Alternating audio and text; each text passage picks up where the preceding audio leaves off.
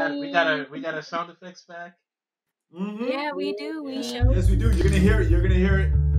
Actually, you're Oh, gonna hear sorry. it now. That's okay. Get Okay. excited. That is I was okay. That excited. is okay. She pulled the Freaking like trigger. excited. That is like, oh man. Okay, great. Hey guys. Welcome to our podcast where we watch all of the Marvel movies individually, and we come together on a video chat and discuss it. What we liked, what we didn't like. And we're doing this as a quarantine project. You know, we're all stuck at home binge watching shows anyway, so why not add a little bit more fun to it? My name is Rob, and with me are my marvelous friends. Rinaldi. Elise. And I'm Fergie. In this episode, we're going to talk about Avengers Age of Ultron.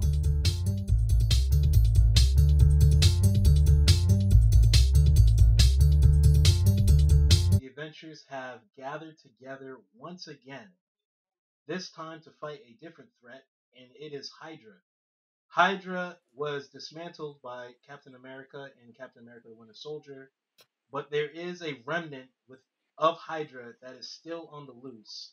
And so the Avengers band together to stop them because they have the scepter that Loki used in the Avengers movie. Once the Avengers recover the scepter, Tony Stark decides to experiment on it to create a peacekeeping Iron Legion program called Ultron. Ultron, however, has its own plans in order to keep the world safe, and that threatens everyone on Earth. Can the Avengers band together to stop Ultron from executing its plan, or will the anger and frustration at Tony's decision tear the Avengers apart? That's what we'll find out.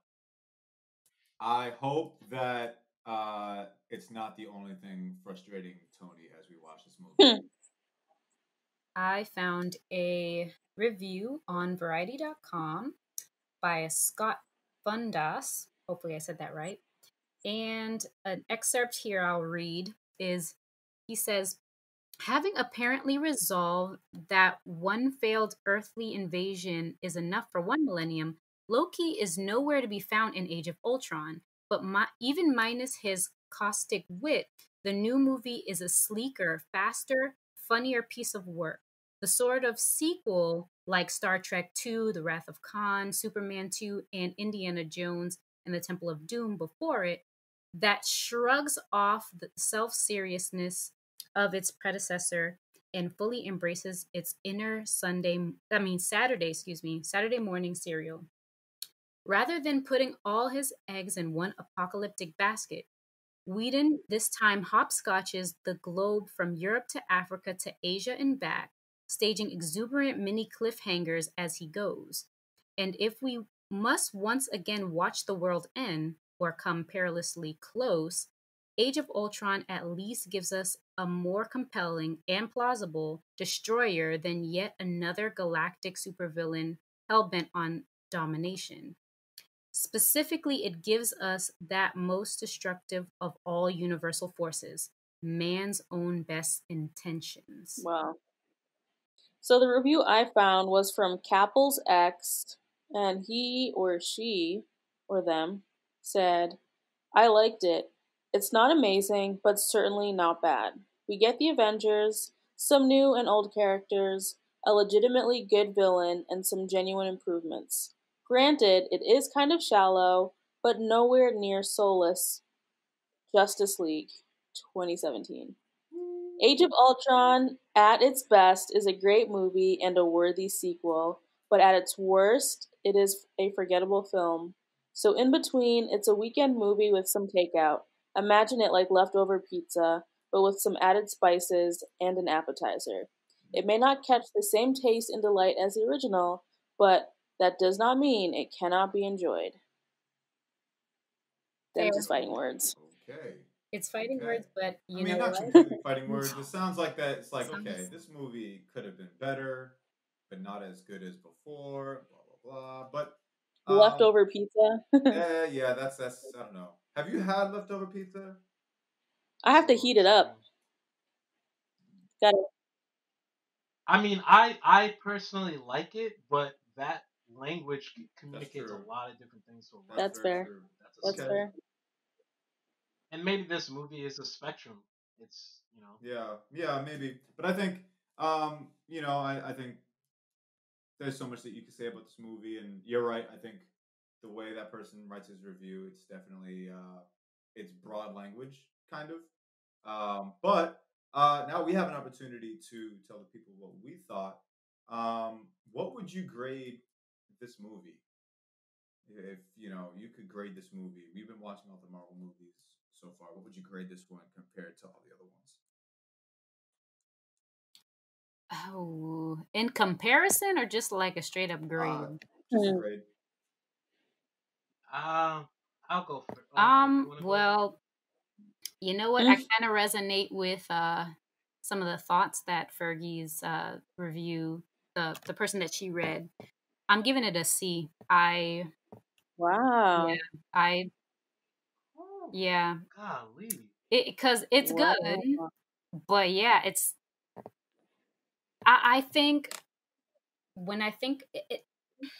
All right, let me get myself together. No, I mean, I was wrestling if I should give it like a B-. It's just not on par with the first Avengers nor Winter Soldier. And like I just know Joss Whedon can do better than that. And so I'm just kind of like, okay, this was a movie. I like the villain. Like I like these type of films that have like AI as like the, oh my gosh, like the whole your technology is against you sort of thing. I like that. But there was just something about it. Like I wasn't drawn to it like I was for the first Avengers. And there's some certain things that, I mean, with script wise, Black Widow gets better, but there's also pieces, all romantic. I don't even want to, you know what? What? Better? I'm gonna wait on that. But anyway, C. C. Wow. I'm shocked. I'm sorry. You could go ahead. I'm immature when it comes to Black Widow. It's like flip a coin. She's all right, and then other times like, yeah. But that's not the only thing. But I'm just gonna leave it at that. Wow. C. Not to say I didn't enjoy it, but C. Wow. Yeah. So, all right. Well, first, let me get my Black Widow. Oh, dang. Yo, so if y'all don't remember, write her before the movie. So Iron Man. Yeah, because no, I'm trying to figure out because I'm trying to give her a chance. I'm trying to be positive because on the previous Avengers podcast, Shawnette called me a hater. She was our guest on the podcast, and she's awesome. I loved having her on the podcast, but she accused me of being a Black Widow hater. So I'm trying to find something to redeem her to connect with. Because when I watched these movies the first time, I had no connection to her. So now, I got fresh eyes, new perspective. So I'm grading to see if there's improvement. That's the goal. I'm trying to be positive. I'm trying. Because I want to be positive. That's what I want to be. But so I'm into.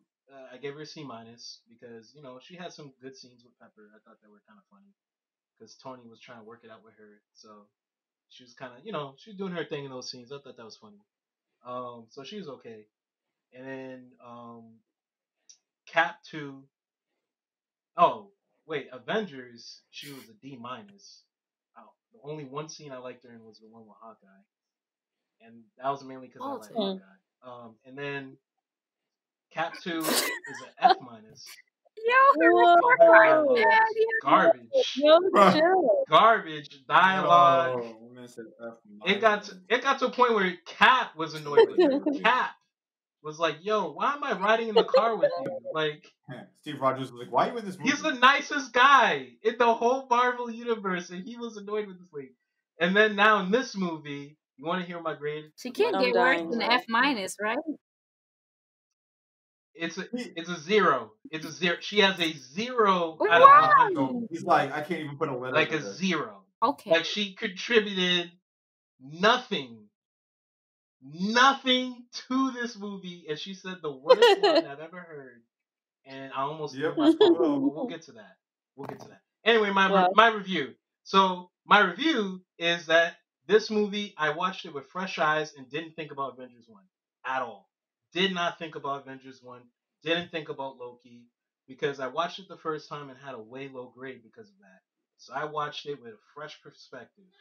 And I think this movie is better than people give it credit for.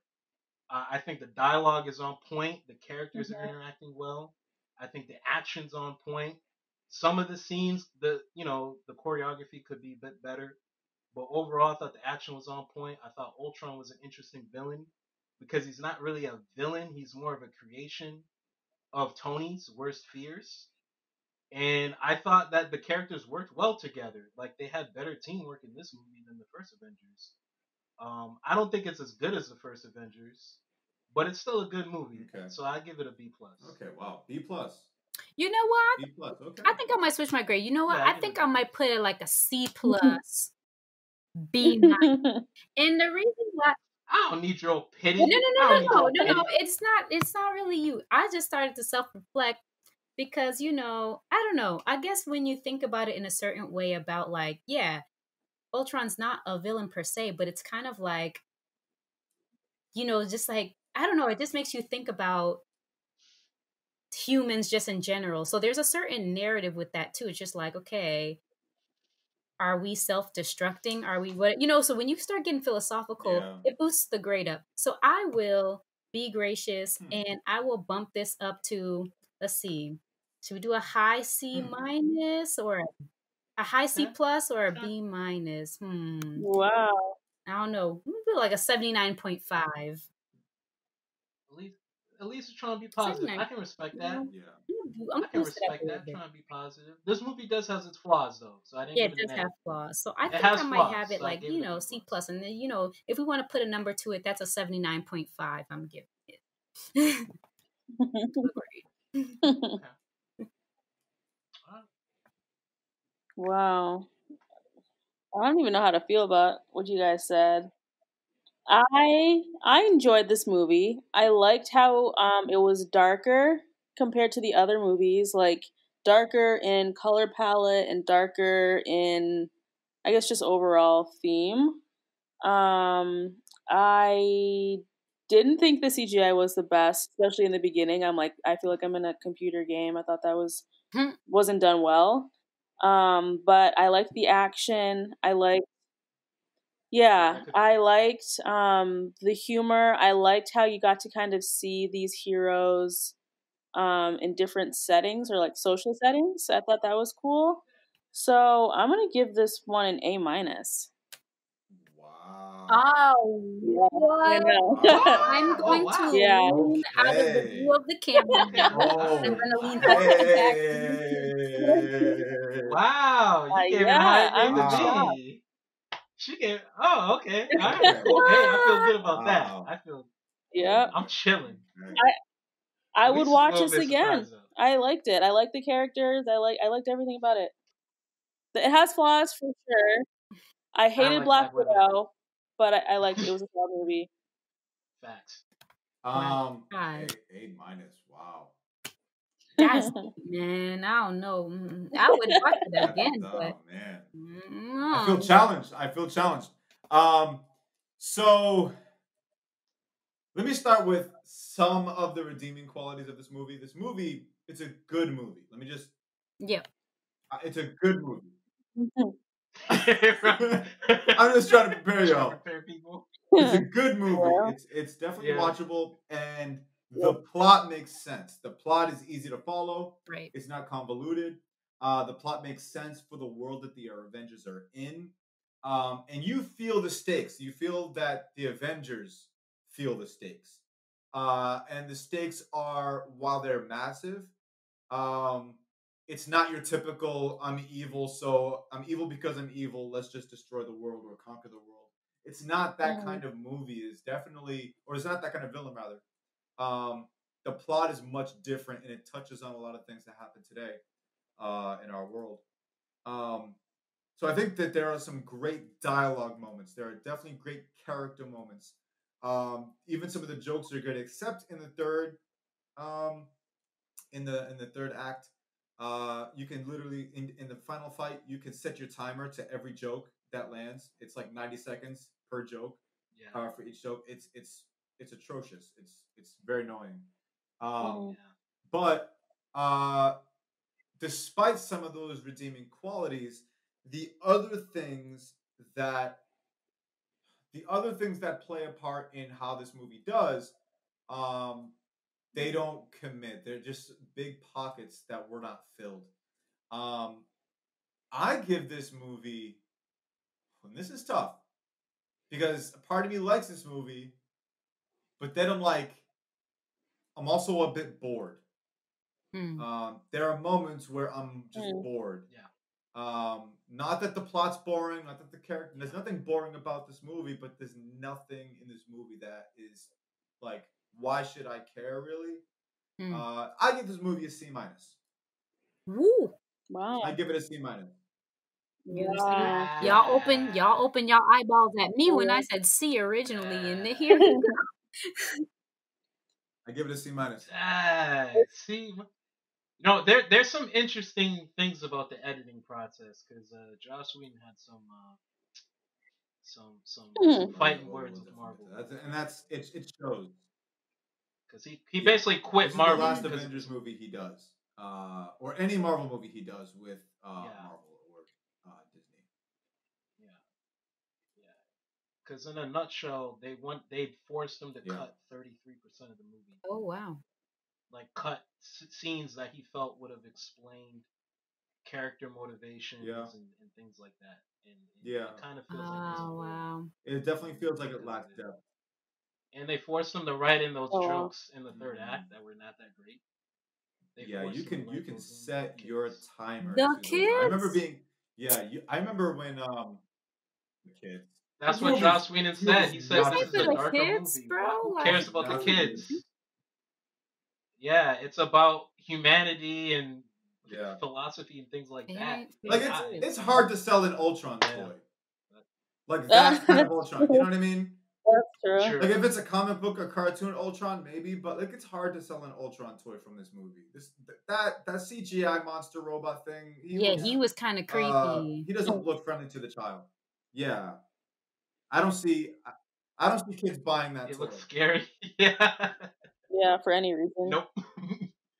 Unless they want to scare Yeah. other kids. That's the only reason. If there's a kid that wants to scare another kid, Yeah. they'll buy it. So That's obviously, it. so based on some of our letter grades, this movie is kind of all over the place. And It's a chasm. it really Yeah. is. It really is. And what's crazy though, right? I'm Yeah. hearing you guys like talk about how you felt about the movie, what you liked, a little bit what you disliked, and for the most part, we kind of feel the same. But our interpretation of how the movie delivered was different, Yeah. and so that's what makes this movie very, very Yeah. interesting, and not really in a good way. Because this is coming off of Avengers 1. And then they bring in Ultron. That's a big story in the Iron Man world and the Avengers world. Um, they had, oh man, I remember when I saw the first trailer for this, and then I started seeing some toys come out, and I was in New York, I think 1 week or one weekend, and there was a comic book shop that was like 3 floors. It was massive, and I went to the top floor, and there was this statue of Ultron sitting down with a cracked Iron Man helmet. It was just a statue, and it looked so cool. I think it was like $300. I wasn't trying to buy Oh that, my gosh. Yeah. but I was like, that looks epic. I cannot wait for the movie. And so I don't know. I think if this movie was on TV, I'd watch it. I'd watch it again if it's just But with all these other Marvel movies, there's no reason for me to watch this again. Mm-hmm. Wow. For like an Avengers Part Yeah. 2, this is Avengers Part 2. I think it's tough, but Yeah. When you frame it in that way, yeah, I understand your grade better. Though I that's still fine. obviously disagree. Yeah, I I mean, I understand where you're coming yeah. from. Go ahead. I was gonna say I definitely see where you're coming from. I think we're all kind of on the same page. Mm-hmm. I think this movie isn't a good movie on its own, like as a standalone movie. But it's a good movie because it helps sets up what's gonna happen after it. So it's definitely not like an Iron Man 1 movie, but I definitely enjoyed this movie. I would absolutely watch it again if it was on TV. Um, and it's fun to like hate watch it and hate some characters as well. So I don't know. I just find it very enjoyable. Yeah, yeah.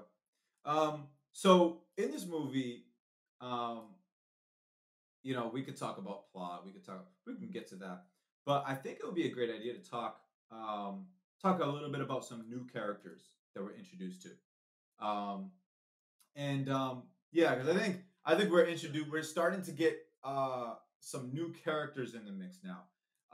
The first character that is new to the scene that we see is Ultron. Okay, he's the villain of the movie. What did you guys think of the way he was introduced in this movie? I'll have to say I love James Spader, and I'm so happy he was the villain for this movie. So Yeah. right off the bat, I'm like, I'm Mm-hmm. here for it. Mm-hmm.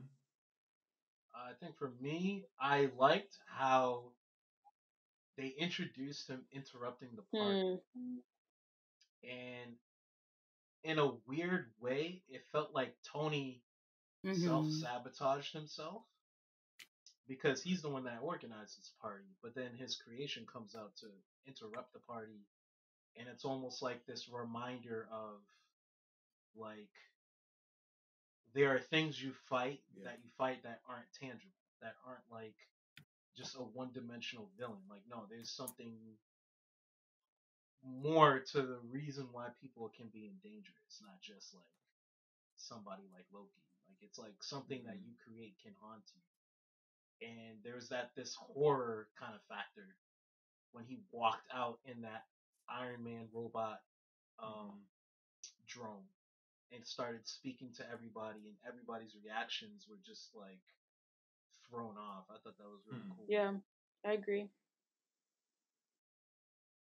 Yeah. I think it's I think what I really like about Ultron is that it really basically the way I saw it, Ultron is basically like AI Tony. That's basically what it is. He has kind of like Tony Stark's remarks, certain things like that. And even even kind of like the daddy issues too. Even when they're just like, "Oh, Hmm. you're just like Stark." I think someone made a remark like that in the movie, and he just like had like a little bit of a tantrum, like, "No." So Yeah. I thought that that was really interesting. Just Mm-hmm. Ultron's personality and how it comes from Tony. Like that's like Tony's child. So I thought that was pretty interesting. And I Yeah. think too, Ultron's like a scientist. Hmm. yeah, you could say that. And I think too, something this part really shook me. If there's nothing else in the movie, it's where Ultron he's getting downloaded and stuff into a new consciousness and whatever, and they're kind of actually isn't that part? I don't know. Anyways, um yeah, but basically the quote unquote the twins, they're asking like, oh, so you're just trying to get rid of humanity? Like they're trying to figure out like what's your end goal? Like what do you mean by this stuff? And he said, ask Noah. And I said, oh, that line shook me. I was like, ooh, he's serious. Like so there's little things like that where I was like, oh man, he's like it's really clear what it is that he's trying to do. And yeah, so that line that that was hard. That was yeah, that was Mm-hmm. chilling. Yeah, I think you said something that reminded me. You talked about how Ultron, we see some of Tony Stark's daddy issues in Ultron. Yeah. Um, and I Hmm. didn't think about this before, but it also looks like he learned deceit from Tony Stark. Mhm. We Hmm. noticed that like he does not tell um, Quicksilver and Scarlet Witch. He doesn't tell the Maximoffs what his plan is. Mhm. Um, he doesn't tell anybody what his true plan is. He kind of keeps it a secret, and that's what Tony Stark does. He did this in this Right. movie. It's literally a parallel story that's taking place between Tony Stark and Ultron. It's almost like Ultron is trying to replace Tony and replace the whole world with himself or AI robots or whatever. But I always thought that was just interesting how they were so connected, but I never picked up on that. Like, okay, his daddy issues and his deceit. I thought that was really interesting. Mm-hmm. Even like a joke that he made, I can't remember the exact line, that like after Ultron said it, Tony made some remark like, "Oh, I was just about to say that," or like, you know, he's like 1 second ahead of me. So they're so like, oh yeah, he said, Thor, have you ever cracked an omelet before? Yeah, right. Because Thor was saying, how can there be peace in this violence? And he was like, well, Thor, have you ever cracked an omelet? And then Tony right. was like, So they're so similar. He is the AI version of Tony Stark. Or at least one half AI version of what Tony Stark is, because there's a character that comes out, which I think is Tony's other half of his duality. That's true.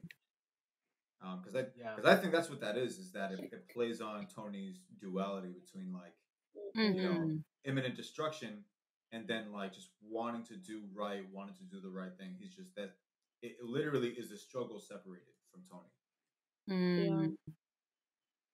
I think, like I was saying earlier, I think Ultron is a scientist who believes that through technology, the world can be better, and so I guess his version of that is to create a new body from himself. The same way in Iron Man 1, he was experimenting with the suit to put on his body. So it's like even that's interesting.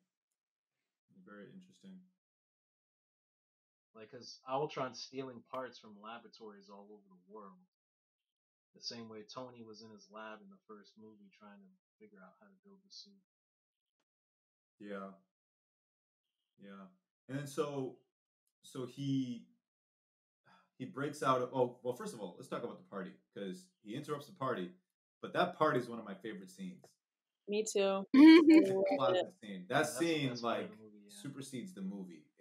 It's legendary. But I love that. Boom! You looking for this? Oh my goodness! No, he felt so insecure. Oh man. My man Rhodey. Oh my god. Yeah, no, I'm like, dude, you're not Terrence Howard. Yeah. Poor guy. Poor guy. He goes, yeah, see, it kills. What's wrong with these guys? Yeah, I love everything about it. I love the jokes. I love the hanging out. I love them drinking. And I love this scene where they're all trying to lift Thor's hammer. I'm like, that's just classic. Like, if the movie ended right there, I'd be so happy. Like, seriously. that was fantastic. Mm-hmm. Yeah, and like when everybody couldn't lift it and Captain America just like moved it a little bit. Moved it a little bit. Oh, man, he goes, uh-oh. What? Oh, my gosh. And then he realizes he can't move it, and he's like, he kind of has that relief, like, ha, ha, ha, he like chuckles it off. Yeah, he goes, he like breathes, he exhales, he goes, oh. He's like, nothing, like. Oh my goodness.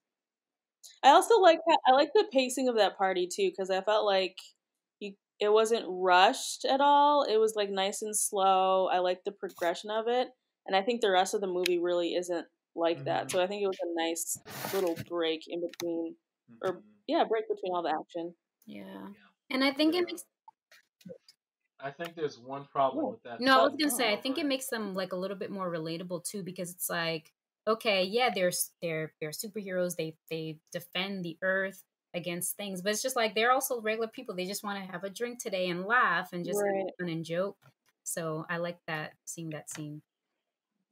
Yeah. So the one problem with that scene is when Thor said Jane's better. Pepper is 20 times better than Jane. 25 and a half times better than Jane. Actually, no, 30 times. 30 times You know better. what's funny about that too is I was shaking my head at that scene, not because like the comparison between Pepper and Jane, but the fact that he said, "Oh, Jane, she might win the Nobel Peace Prize for her work on the convergence." I'm like, you mean Dr. Selvig's work on the convergence? Right. Like, Seriously, let's right. pause.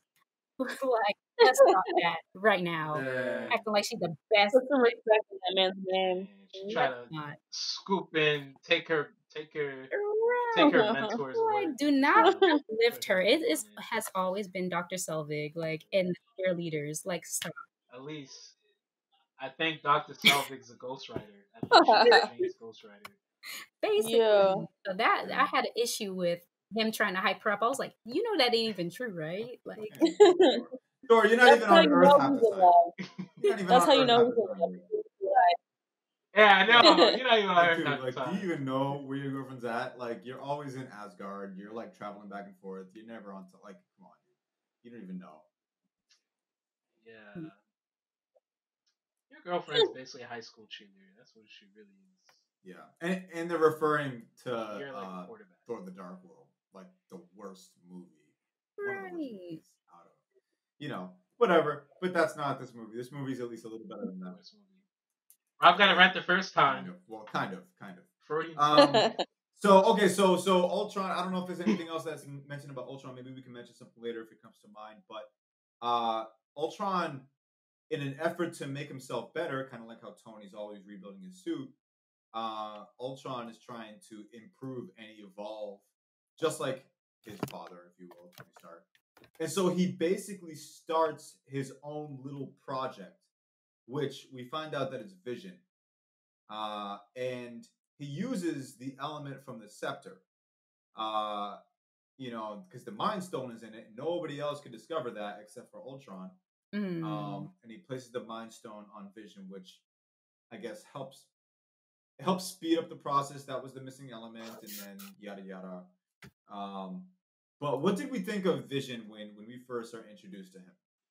I was like, why does he have so many names? Like, there was a quick scene where Tony was like, "Oh, hey Jay, like, what's up today or whatever," and I was like, "Jay," and then they call him Jarvis, and then is this spoiling it if I say Vision? Is that Vision? Yeah. Vision? And they call him Vision, and I'm like, is his full name Jar Vision? Like, what's Jarvis. going on? I need to understand. Jarvis. Jarvis. Yeah, but I can't put Joss Whedon completely off the hook. There are moments in this film where I think he rushes through scenes, and I can tell that it's him. It's not the producers, because obviously the producers Interesting. caused this film some problems. Because they took some scenes out that really would have made the film better. But I think Whedon messed up too, because there's certain scenes he just rushes through stuff, and Vision scene's an example, because I think that scene's a little too fast. I agree. Because this is like a brand new character, and Thor just busts in. Yeah. I had a vision that this thing is gonna help us, and then bam, and then they don't even figure out who he is or what to call him. And it's just like a jump. It's kind of jumbled. I agree with that. I agree. So I think right when Thor comes in, strikes lightning, whatever he does, and then he goes on and says he has a vision, or he had a vision, hence his name. Vision. I had to think back, like, wait, what is Thor talking about? Like, I completely forgot about Thor's little side quest. Yeah. It was forgettable. Right. Although it was important, it did. Because it didn't fit in with the movie. But it's important. It sets up stuff in the future, but it doesn't fit. Wait, what happened? Right, he got Selvig, and then where did they go? I kind of like zoned out at that part. So what happens is he gets Selvig.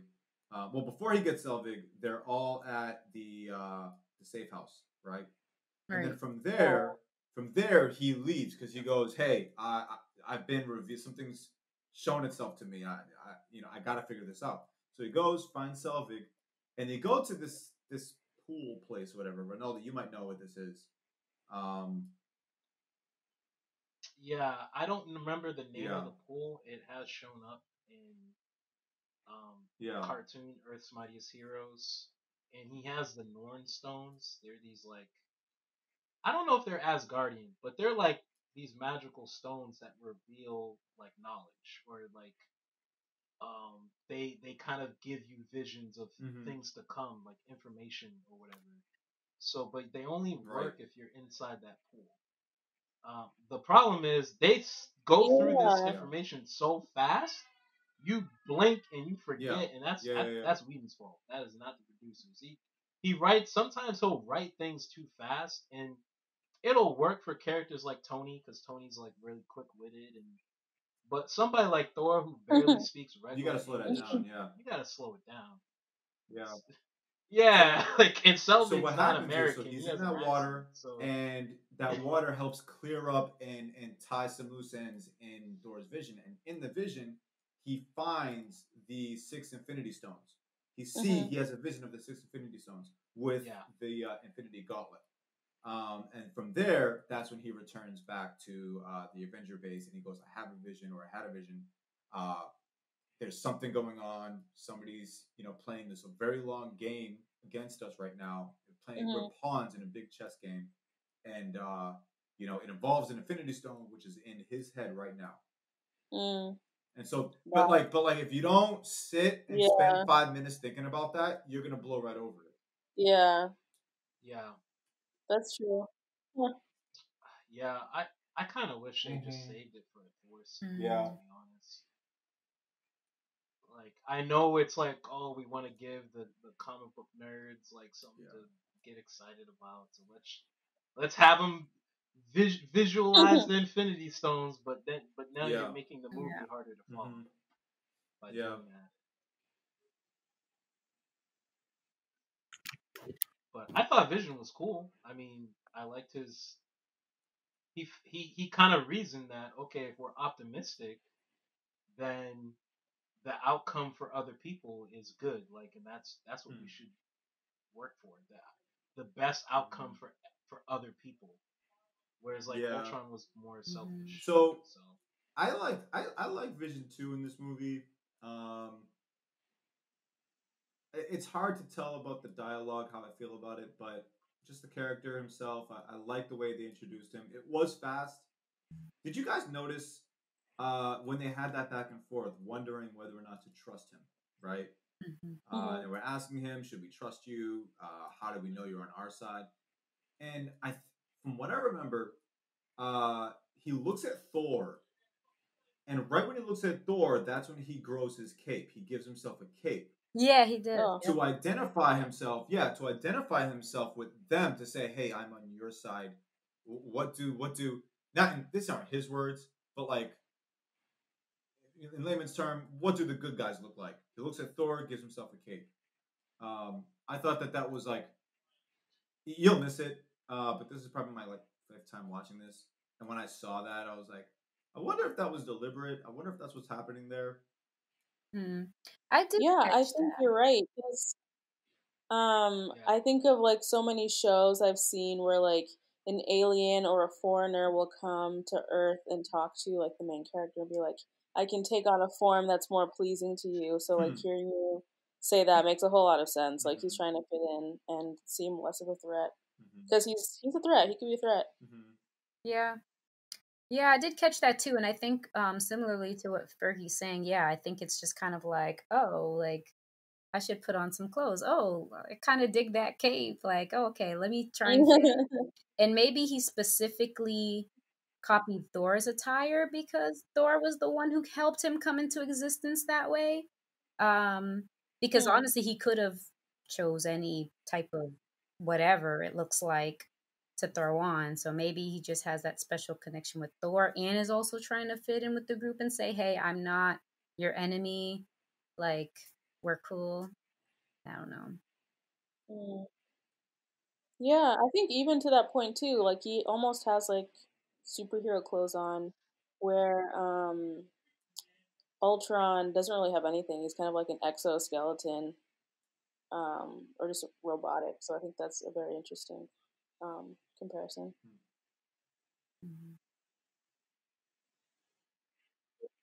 It is weird though, because he was trying to put his brain inside Vision's body. So it's like, I don't know. It's almost like he's kind of like, well, like I have no choice but to be this robot monster because they stole my body. Mm-hmm. Yeah. Yeah, that's interesting. But I feel like after that intro, well, actually, before we get to after that intro, it's a callback from earlier in the movie when they were trying to lift the hammer. Whoever lifts the hammer, they are worthy, and he lifts the hammer with no problem. He goes, Yeah. he basically goes like, "Hey, listen, I don't have time." I forget what exactly he says, but he basically says like, "We could talk back and forth or whatever, but we have no time." And right when he says we have no time, he's giving Thor his hammer, and I don't even think Vision knew what he was doing, but everybody else saw that and they were like, "Wait, is he worthy?" Like he lifted it, no problem. Yeah. It was a very awkward moment for Thor. Yeah. Yeah, that was funny. Yeah, but then like after that, I feel like Vision kind of took a dip. That was his peak of the movie. I feel like. Yeah. Yeah. Mm-hmm. It's almost like Whedon wrote him for just that scene and then the ending because he has a good scene at the end, but that's about it. Yeah. Yeah, I agree with you. Yeah, I think that's somewhat of a issue that I have with the film too. It's just like, okay, we just got 2 new Avengers, but it's kind of like, I don't know, their entrances weren't very impactful to me, but I know based off of future films and stuff like that that they're actually like dope, but it's just like their entry was kind of like, yeah, we're here, and it's just like, okay, I'll see you later. Like, Right. Yep. like that's, Wait, picking up the huh? hammer did nothing for you? He just picked it up like it was a bag of But groceries. Vision just picked up no, the no, no. hammer I that mean, no one that's could pick up cool. I'm like a just bag of saying, like, he groceries didn't and he was really. gone. He was just like, It was cool, but it was just cool. Like, it was just like, oh yeah, I didn't Yeah. get excited about his entrance. Excuse me, can't talk today. Or even Scarlet Witch too. Like, I love her, but I wasn't like excited either when she like came out the door as an Avenger. It was just like, ooh, we got another one, but it's like, okay. Hey, we got another one. what? That didn't No, do it for listen. you? It does She something. Hey, came hey, out hey, and hey, started hey. throwing them It does robots something for up. me because I like Scarlet Witch, but in terms of like just that, yeah, I don't know. They just kind of slip characters in. Hawkeye actually made a female character better. He tried it with Black Widow. It Dang. didn't work in the first movie. He tried. He gave a You good speech to her. He was like, "Don't worry about you that you red miss in your ledger. Let's go." And she just went pew pew pew with some. I'm like, "Come on, man! The man forgave you. He forgave you for all the jacked up stuff you did, and you come out with you some pistols going misunderstood me, pew pew." This lady was like, "You know what? You right, Hawkeye. guys. Let's I go." I She said went out there, Ronaldo, let's but that's go. not what I meant. I'm just saying the introductions to the characters. I was just kind of like, it was just kind of like, okay, yes, yeah, okay, they're here. But I'm Wow. not saying that Scarlet. Yeah. No, hey, are you kidding me? Scarlet's a beast. I love that girl. You know what I Yeah. mean? You, So uh, speaking of, it's okay. So Okay, I'm speaking of sorry. Scarlet I'm Witch, sorry. we could transition to I was some other new characters. We get the Maximoffs, we get Quicksilver, and we get Scarlet Witch. we get quick for like Um, 5 seconds. Black That's yo, Widow, true. take notes. That's how you come out and fight an invading Why they do my army. man's quick Not like with little that? He was only pistols there in for your 5 seconds. Oh God, yo, seriously though. sad. chest. Yeah. Yes. Yeah, oh, he had like a couple He funny was. lines, Oh Yeah, man. I Yeah. think, I think for, and then he I, died. I think And then for he his died. Yeah, he character, it did do him worked, and wrong. I think actually out of all the villains, because they for the first half of the movie they played a villain, or they were advocating for, Yeah. they wanted to destroy and kill Tony, um, Yeah. Tony Stark, but Who doesn't? Yep. in that first half when they were fighting the Avengers, like they messed them up. Yeah. Oh They yeah. messed them up big time. Like Scarlet Witch, like Yeah. tore them apart. Quicksilver, you can't catch that guy. Like what in the world? Like Yep. they just, and these are 2 kids. Like, and by the way, these are like they're not even they're fully not even trained. like This is fully X-Men we're trained. talking about. Right. These are, I mean, I know they don't have the Yeah. rights, but like Hmm. this is X-Men. We get these two, you get Quicksilver and we get Scarlet Witch. Yeah. Um, We didn't made it vague mhm. on how they got their That's powers, true. just in case they were able to get the rights back. Because Strucker was like, it doesn't matter how they were able to survive the experiments. What matters is Yeah, that they should have they plan. explained that more.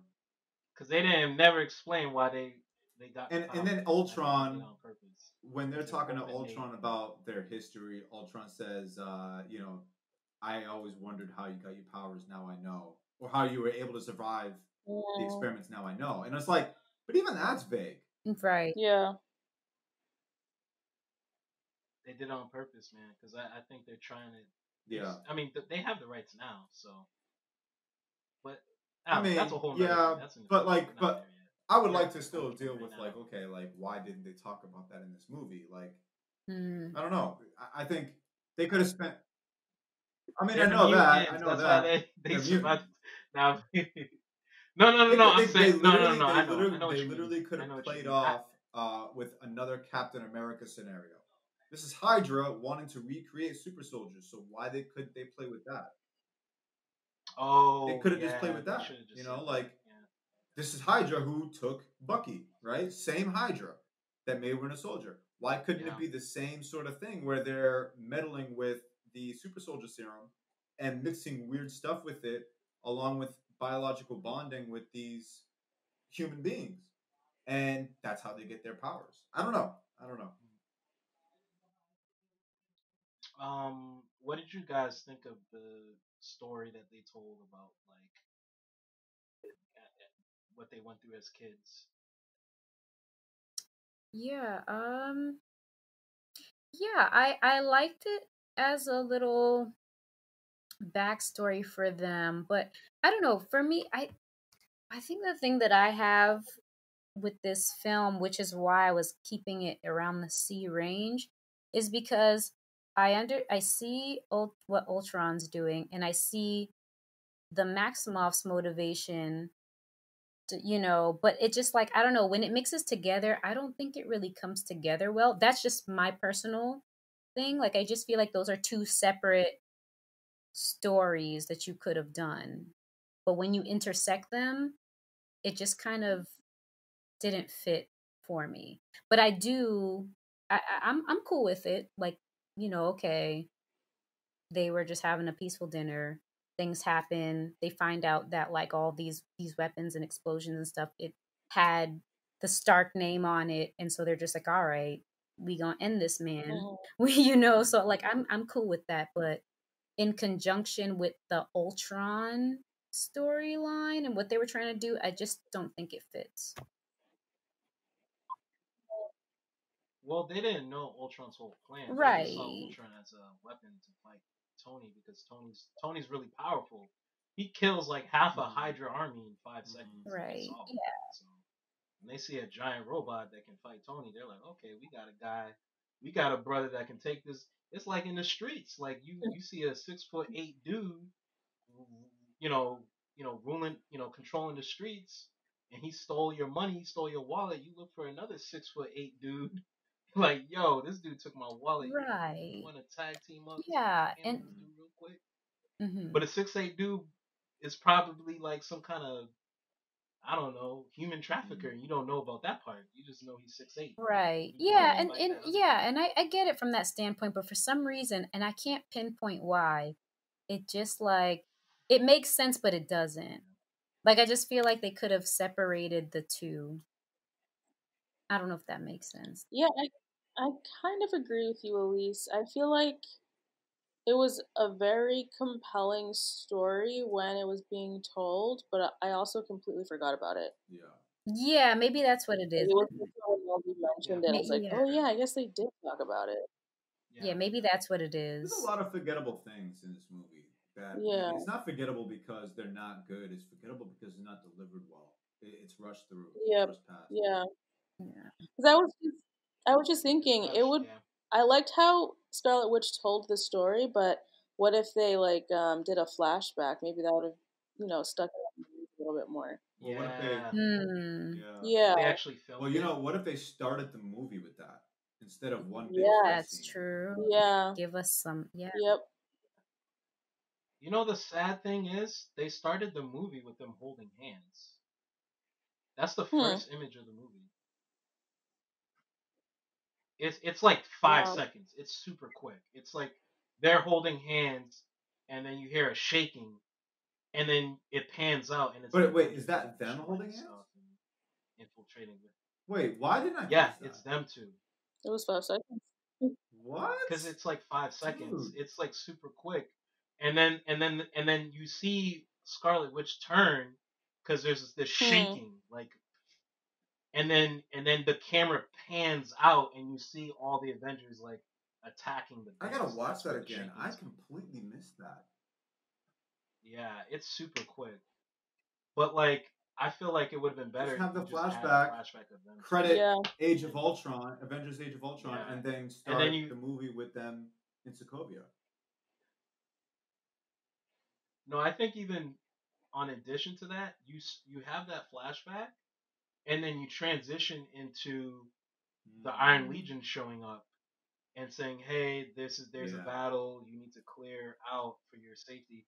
And you have people throw eggs at the Iron Legion, and then you show the Avenger fight.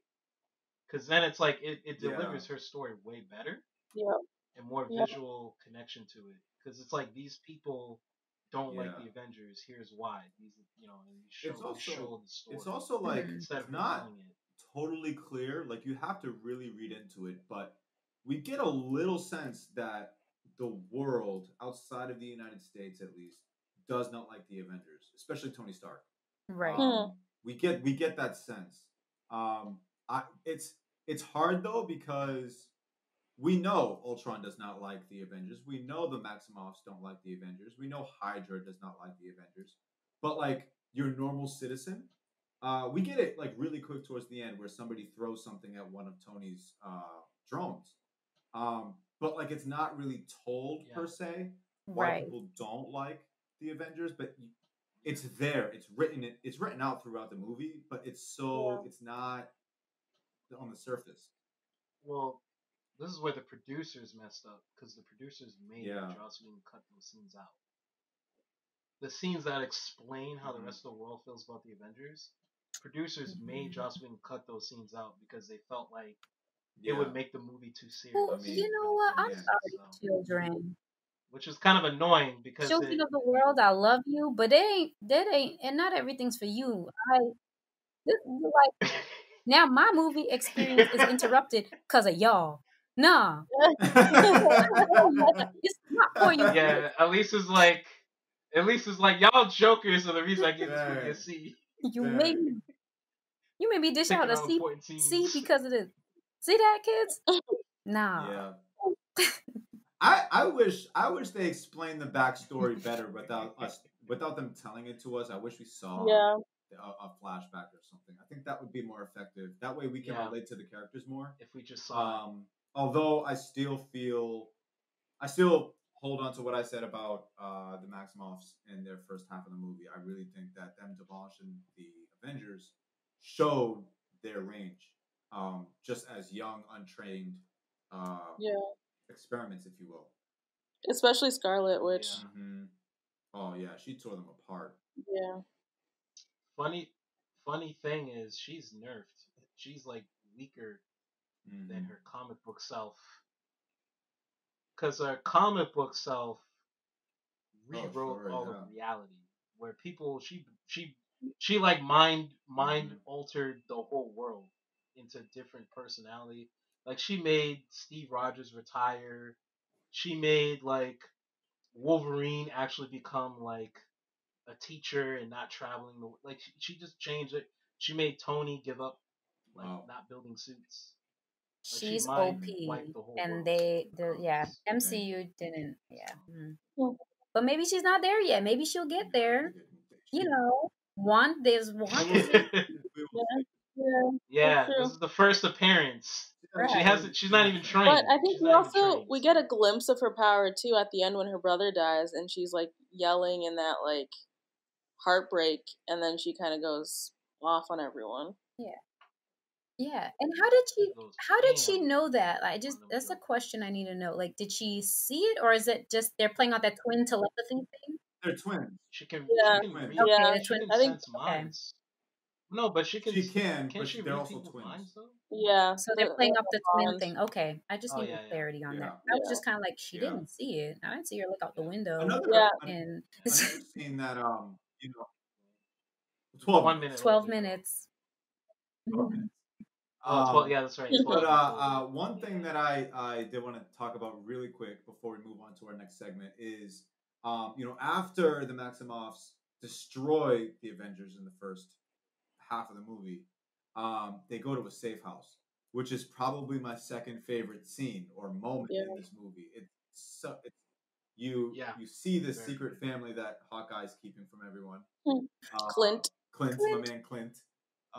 You gotta say Clint. Wait, she's an agent. No, wait, they're little agents. Yeah. What do you guys think of that whole sequence, the scene and the sequence of them being there, them being together, and having to, I guess, face each other and actually converse, especially with Steve Rogers and Tony Stark? I have to say, I love their house. If there's any house in the world I could move to, that'll be it. Yep. Middle of nowhere, ain't nobody bothering you. You got that wraparound porch, perfection. I loved seeing Hawkeye's family. Hawkeye is probably one of my favorite characters, only because he's so useless. Well, he's talented though. Okay. That's exactly. Exactly. I got bow and arrows. What am I gonna do? Black Widow's like, I got a gun. Come at me. And she shoots at nothing. She's like, I got a gun. I'm gonna do something. That's the problem Scarlet Witch has. She doesn't have the same self-reflection that Hawkeye does. Like, you need self. But and her accuracy is worse because at least he was hitting them robots. This chick couldn't hit a robot 5 feet from her. Camera keeps getting away from her every time she pulls the trigger. Oh my god! But the safe house though, like. But yeah, I love that scene. I love seeing his family. I love how smart and like mentally sharp his wife is. Mm-hmm. For some reason, whenever I saw his wife, I forget the name of the actress, Linda, whatever. I always thought that she would be a great Black Widow. Whenever I see her on screen, that thought flashes in my mind. I'm like, I would love to see her in that role because I think she could pull it off. But I also like her as Clint's wife. And absolutely hated the scenes with Black Widow and Bruce. Because I'm like, why are you trying to force something that's not there? And why are you talking this way? Oh my gosh, I can't even. But she redeemed herself a little bit with her backstory. I'm like, oh dang, that's dark. But then she messed it up again. That was gonna be mine.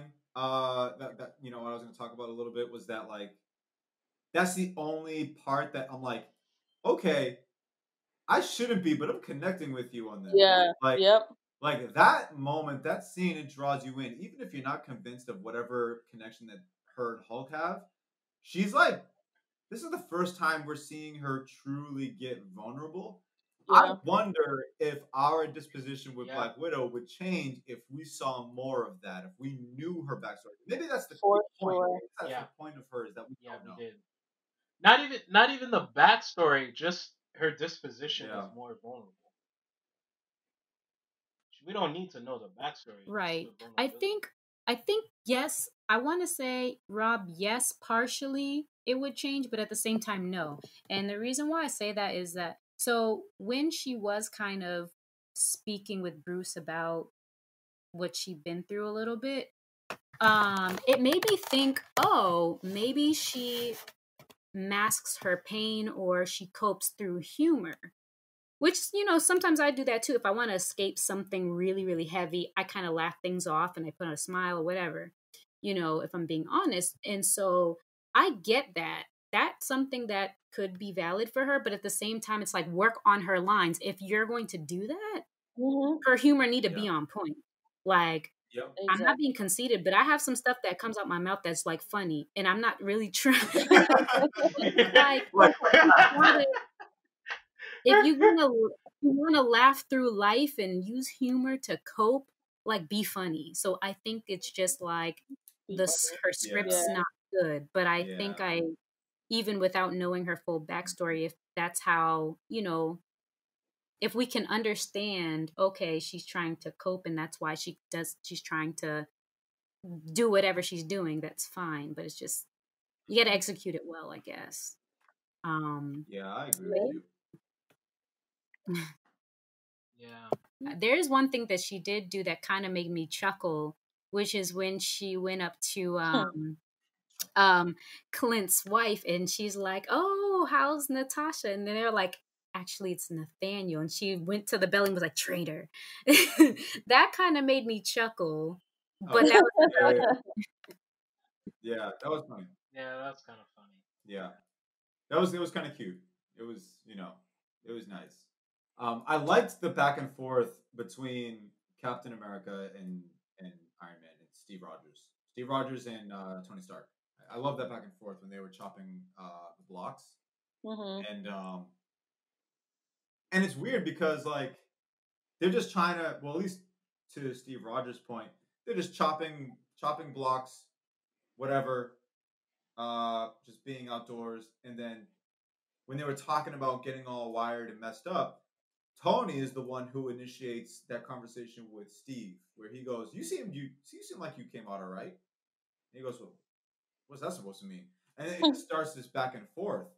And it just goes back to Captain America, just his character of like keeping things simple and just seeing the bigger picture. Um, not that because I agree with both of them. It's hard to pick one. But when Tony Stark starts talking about preparing for something imminent and preparing for a war, um, and then Steve Rogers mentions that like anybody who prepares for a war always, there's always casualties. People always die, and it's like, No, I think what Steve was saying is anyone who before it tries to starts, end a yeah, war before it starts, it yeah, always results in more destruction. yeah, So like preemptively, like it's like Steve was saying, you have to wait hmm for the bad guy to do something or to start the war to end it. You yeah. can't just do it ahead of You time. can't start a war without a war having not started. Yeah. Yeah, which is like Yeah. it's weird because just on a conversation basis, I agree with Steve Rogers, but we all know what Tony Stark's seen. Yeah, that's right. true. Well, there's something else. I feel like Cap needs to Yeah. be more Yeah. Yep. merciful because he lived in a world where we had one Yeah. Yeah, that's dimensional true. villains like That's the Red true. Skull. Like now you have more complex villains like Loki and you have Ultron and Hydra Mhm. was like hiding. They weren't like openly fighting. So it's like he should be a bit Yeah. more open minded because the bad guys aren't fighting the same Yeah. way that Red Skull is fighting. Like they're doing using different methods. So you have to be more Yeah. you have to That, adjust. Yeah. He's kind of that's stubborn. a great point. I'd never even considered that. I think um that makes a whole lot of sense that back in his time things were just simpler. That's why he's simple minded. Hmm. But you can also start to see the rift between Tony and Captain America. And I think it's just very interesting, just that tension, Hmm. that like, why are you this way? Why are you that way? Hmm. Okay, let's try to work this out, but like we see things so differently. So I think Yeah. it's very interesting their dynamic at play. Yeah. Yeah. My favorite sequence overall. Them being in the safe house. Such a good scene. Yeah. Is there? Yeah. Go ahead. I think I just wanted to add. I think Steve could be a big brother to Tony because he's fought in wars. Tony hasn't. I think it's just Steve has to understand that Tony isn't. He's living in a different time, or he grew up in a different time than Steve. So it's like if he's able to understand and meet Tony where he's at, instead of trying to push Tony to be like him, it would. I don't think there'd be as much friction. Because yeah, Tony's flawed and he lied to the team. But I don't know. I feel like Cap should have been more understanding because Tony's not a soldier. He wasn't. Yeah. He wasn't brought up I to think the speed way as Cap. Steve Rogers is looking at it is that, and I think one of the movies mentioned it. I don't really remember, but or maybe it was this one. But I think Steve Rogers is talking to him like that, and for two reasons. One, because he's a soldier and he's doing, I think it's just what he knows. But also, Tony Stark is planning as if he's been to war or he's preparing for a war. And so, I think I agree with you that if he approached him differently to understand Tony, maybe the conversation would be different. But I think fundamentally they just don't understand each other. They don't agree with each other. Yeah. Yeah. And I think it's fundamental. I don't recall learning about Steve Rogers' parents. It's very brief. Basically, his dad was in the army, and his mom was a nurse, and she got sick. Yeah. One of her patients and died. Yeah. Yeah. Oh. Wow, bro. And it comes back again. Yeah. Actually, that was a very bad joke. Yeah, take that. You take love that. out You in love that. post. Take it out That in was not a post. good Edit it in joke. post. You love that. We're You love that way too much, We're bro. gonna keep it to blackmail you. Yeah. We're gonna keep that to Keep blackmail it you, in bro. post. Get it right the first time, Ronaldo. Get it right Keep the it in first post. time.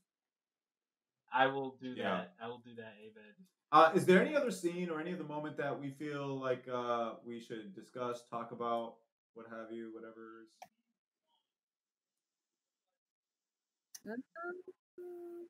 Oh, we talking Just in general. Ultron's Yeah. plan.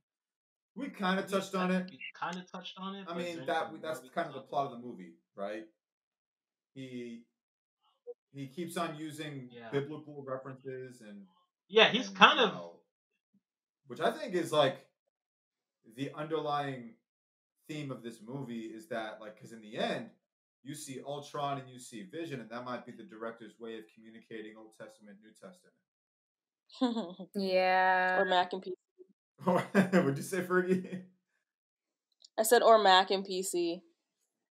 Oh wow. Oh. Well. iPhone, Android. Wow. I What were you mean, gonna say, well. So I guess the Avengers stole pieces. Wow. That's basically what happened in the movie.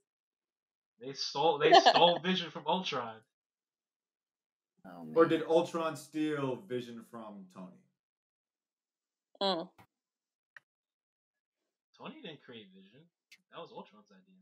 Well, technically it was the Mind Gem's idea, but yeah. Well, technically it is Tony's idea because he made Ultron. Yeah, so technically it's Tony's idea. There it is. Mac wins again. Stupid Apple. And there goes our Apple sponsorship. Wait, so Hulk is Hulk Ultron's mom?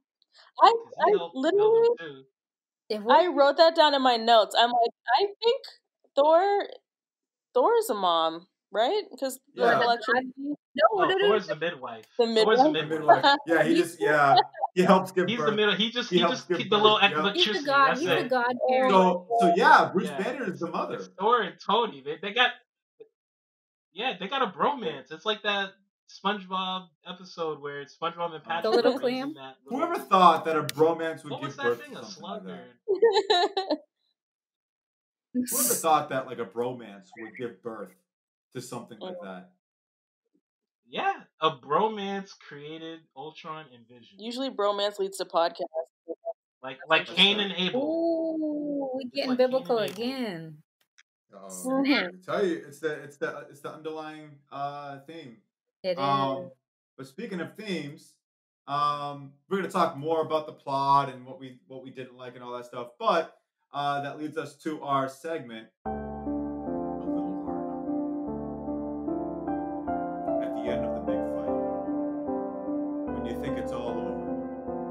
here comes Ultron in a Quinjet, hailing bullets on people in the flying island. No holds barred. Anybody can get it. Everyone who's on this planet or on the island, everyone tries to get to safety. And Hawkeye tries to rescue a kid from imminent death.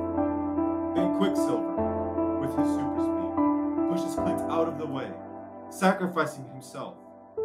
We see the many bullet holes in his body as he quietly says, "Bet you didn't see that coming." A good callback to the interactions he's had with Hawkeye throughout the movie.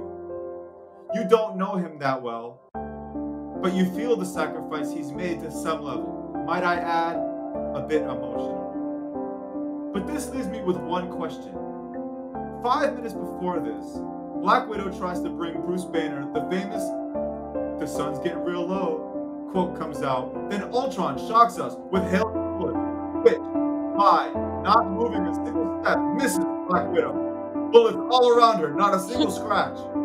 But I guess Ultron loaded the chopper and let it rain on Quicksilver. The fastest guy here, I don't care about the irony about a bullet hitting the fastest man alive. I think it's stupid. Can Ultron or the Quinjet only hit things that are fast? If they were trying to figure out how to beat Ultron, maybe they should just slow down. But if I use my tactful detective deduction skills, this movie really wanted to kill Black Widow many times, but she refused to leave these movies. Be gone.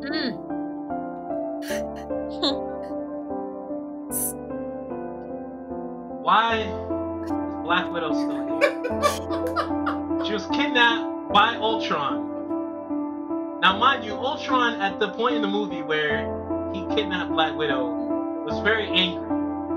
Let's go down the list. Number one, his closest friends, the Maximoff twins, abandoned him. Obviously, from their point of view, for a good reason. But, from his point of view, an unfair reason. So he's upset about that. Number two, his cradle that housed his body was stolen from him. That's not cool. That's like living in the hood. You gotta watch your back every 5 seconds for something that you get from getting taken from you. He doesn't want to live in a world like that, but unfortunately he does, because the Avengers stole his cradle, his future body.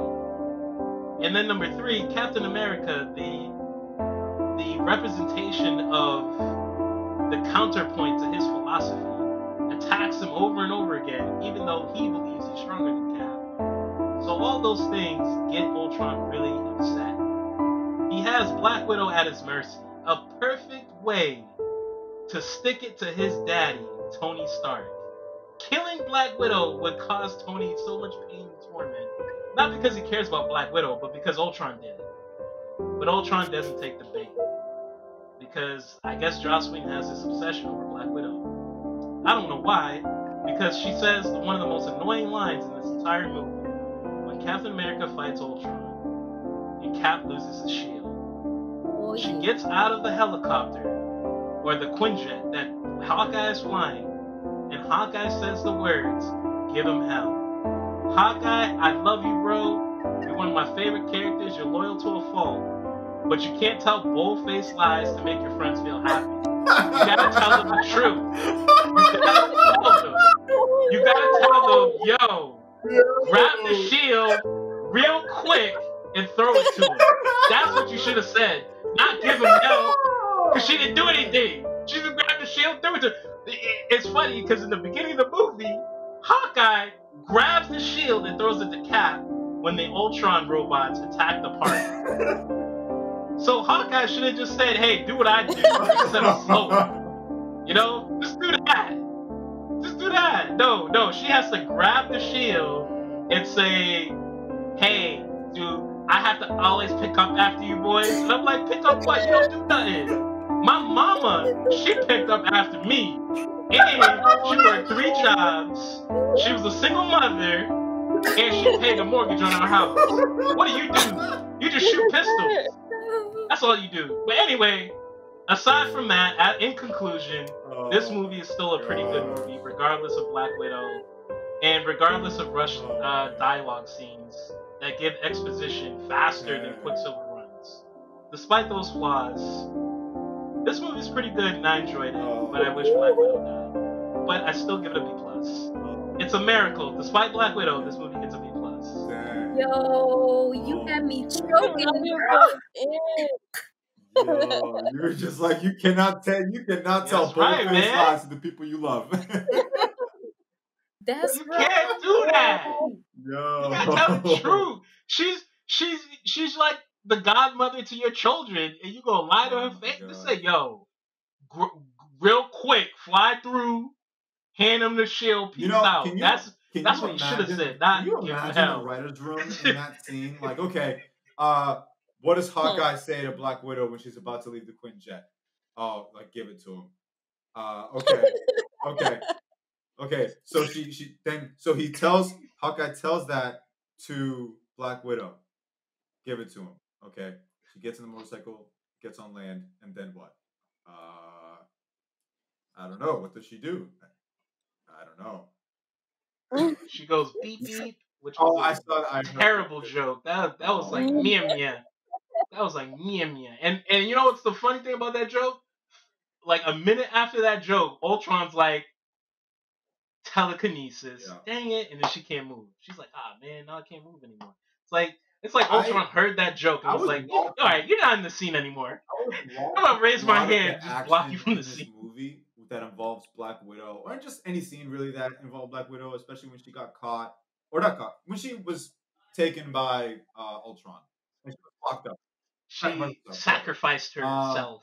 And so there's one moment where she could have died. The movie could have like gave the Avengers a reason to avenge her, right? But Bruce Banner comes in and he opens up the cell door. Okay, shoots the block, opens up the cell door. Okay, she's rescued.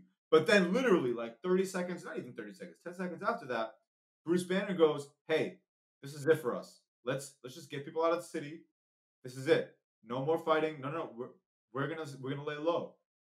And that was another opportunity for her to stop. But she just insists. She's just like, "No, I'm Black Widow. I gotta be in this movie."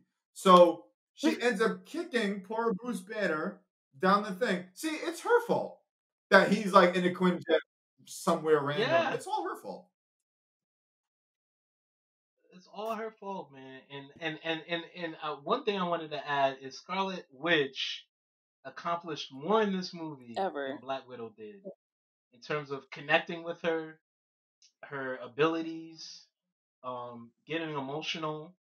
Because I got a little emotional when she was upset about Quicksilver, even though I don't really care about Quicksilver, but I got emotional for her because I connected with her, and it's more emotion that I felt about her than any point in time with Black Widow, including the backstory scenes. I didn't feel no emotion about that scene. The only thing I felt about that scene was like a little bit of relief because I'm like, okay, I think I can give you a C minus because, and then Shawnette won't call me a hater. And then you had to do that whole, do I have to pick up after you boys all the time? And I'm like, well, back down to a 6. Right. Not even enough. You just had a 0. You just had a 0. You had a C minus. I was literally like reaching in my pocket. I was like, yo, I'm gonna give you the C minus. You're about to have a C minus. Yo. Yeah, man. I give Scarlet Witch a B minus, and she had less time in this. I was literally watching that the final few minutes of their moment on the island or the raised city, and she's trying to calm down Hulk, and then out of nowhere, bullets from a Quinjet starts firing away, and literally you watch the scene. Bullets are just surrounding her. It's literally like she lives in this invisible bubble that she can't be touched. And bullets are just all around her. Not even a scratch, no nothing. But Quicksilver saves super fast. Saves 2 guys. Saves super fast, and he gets riddled with bullets. He got That's what I'm like. Okay, he had like 15 on him. That's true. What? How does that? No, this movie desperately wants to keep Black Widow alive. If not, maybe this movie's actually trying to kill her, and Black Widow herself is like, no, I don't want to die yet. Like, I don't get it. The physics of the movie does not make sense, but it's a movie, so I don't know. For me, the biggest annoyance and I don't understand why they are trying to push this agenda down my throat, is the romance between Black Widow and Yeah. Bruce Banner. Yep. It makes no sense. Why does this woman, who is not a superhero, her claim to fame is her gun and her, I don't know, acrobatic skills, why is she the most qualified person to touch hands with him and that magically cures him? To me, I'm just like, I don't understand that. That makes no sense to me. You see, I don't. Nah. Why didn't Dr. Cho do all that? She's like an actual doctor. Exactly. You see, What are you gonna say, Elise? this is what happens. I don't understand why they didn't take notes from Incredible Hulk. You can't keep trying to have some woman calm him down and all of a sudden he's all whatever. Like, no, it don't work. It's stupid. Like, it just doesn't come together well. It just, I don't even know where that romance sprouted from. And I was kind of happy that one scene where she kind of like, I think Bruce, he comes out the shower, he freshens up. They're still at the safe house at this point. And, she kind of tries to get closer to him, tries to kiss him. And he's like, "What are you doing?" I said, "Yeah, you tell him, push her off." She mad extra thirsty. Like, where is this even coming from? Like, in Winter Soldier, wasn't you just kissing Steve on the cheek? Like, who do you want? Who do you want? Yeah. Yeah. She's hopping from dude to dude. She's with Tony, Steve, now Hulk. What? She gonna show up in Thor 3? Like, right, like, in Asgard for no like, reason? look, you're thirsty. She right. Every film. I'm like, bruh, you can't. No. She's No, like. that was my thing. That was my thing. When I first saw this movie, and even till this day, there's no sense made of why this romance exists. Like, there's try to explain it away, try to find a forum, trying to find a Reddit, try to find something. There's nothing that explains. I bet there is. No, there's Reddit. Yeah, I bet there is. Reddits But that like, try to it's explain it. like, I'm 100% positive that they are all reaches. There's nothing in this movie or previous movies. They're both monsters, but, Rob. But you know who else? That's okay, but you know who else is a monster? They're killers. You know who else is a monster? Loki. And also, you know who else is a monster? Ultron. You know who else is? We got a lot of monsters in this thing, bro. Like, got a lot of monsters. They're both monsters. That's why it works. Is she really the monster though? She's not. She was just indoctrinated as a child. That doesn't make her a monster. So why is she guilty about it? Bruce Banner should be guilty because he purposely experimented on himself and turned himself into the Hulk, and the Hulk's killed people. So it makes sense for him to feel responsibility for that because he created the Hulk. He had good intentions, but he still made a bad choice or decision. She didn't make no decision. She got kidnapped as a child and turned into a spy. Like, I mean, how's that her fault? Yeah. Yeah, it's just Russia's fault. It's just like this whole movie that was rushed too. They're like, you know what? We don't care about backstory. People will just accept that they are in love, and I'm not accepting it. I don't get it. I reject it. I am not accepting it. That was a fail. That's one of the reasons I didn't give this an A. I'm not accepting it.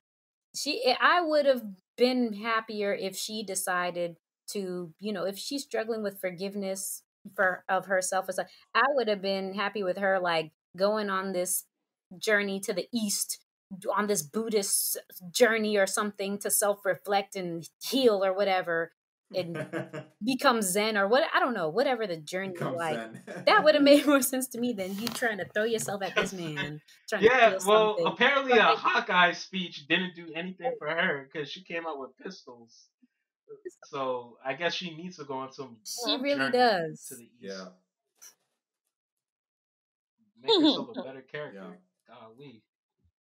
I felt more romance between Hulk and Iron Man than that Widow romance and Hulk. At least gave birth to something. Yeah. Yeah. Two things. It gave birth to Ultron and it gave birth to Vision. Like, yeah. You know what needs to happen? This is what needs to happen. We could talk all day. Yeah. And they're a happy couple. They happily let me tell you something. This is what needs. Okay. What? No. I think what needs to happen, right? Okay. So S.H.I.E.L.D. Shield is an organization, right? And this is and the Avengers is like the department of Shield, right? And so, you have your job. Don't you get performance evaluations and stuff like that? Like, I think they just need to have a team meeting or some evaluations to really establish, hey, Black Widow, here's what you're doing all right, and here's what you're doing very, very wrong. And so I think we might reassign you Very, very wrong. into another role because, based off what we've been seeing, your skill set, you would fit better as the admin assistant or as a very advanced medic because she always heals Hawkeye somehow when he's in trouble. So she's a pretty good medic. I don't know. Yo, So something. she is Just a pretty good reevaluate the medic. role a little bit. Dang. They need to have like a real She needs structure that desk here. job. I agree. Yeah. You know what's interesting? I wonder what Shield's HR department looks like. Do they have one at this point? Like, I mean, who's on Clearly payroll? they don't What have are the one. benefits Right, here? Clearly. Or even the interview process. Like, how do you apply? How do you apply Nick to just Shield? shows up at your house. That's how you apply. Nick Fury just shows up at your house With his man. iPad. It's like Santa Claus. If you want gifts, or if you want gifts or whatever, you gotta leave milk and cookies. What do I have to leave to get Nick Fury to show up? I don't think anybody walks in there with an application like, hey, Mr. Fury, maybe some superpowers, and he'll just randomly show up at your crib and be like, "Yo, I want to talk to you about the Avengers."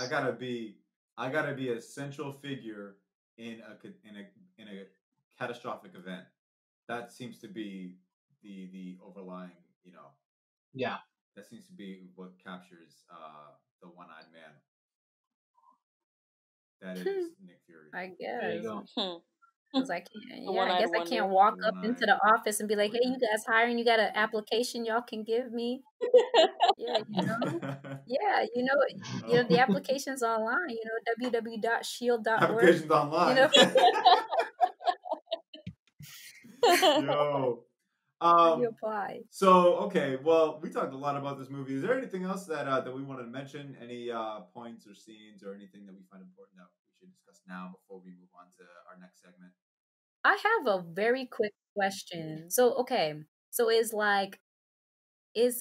Captain America's shield like a boomerang, or can he call it back on cue or something? Because there was a scene where he threw the shield. I think it was at one of the Ultron robot things. And then he kind of did something where it looked like he summoned it back. And I'm like, wait, he could do that? Like, I was just having trouble understanding that scene, or if that was just bad editing. Yeah. So in the beginning, well, there's magnets. Yeah, he attached magnets. Okay, magnets. it's a magnet. Okay. Yeah, it's kind of quick, but in the beginning of the movie, he has something on his forearms. They're like okay, that's what I was trying to understand. Yeah, because I could see him lift his hand, but I think I missed that part, so I couldn't completely understand it.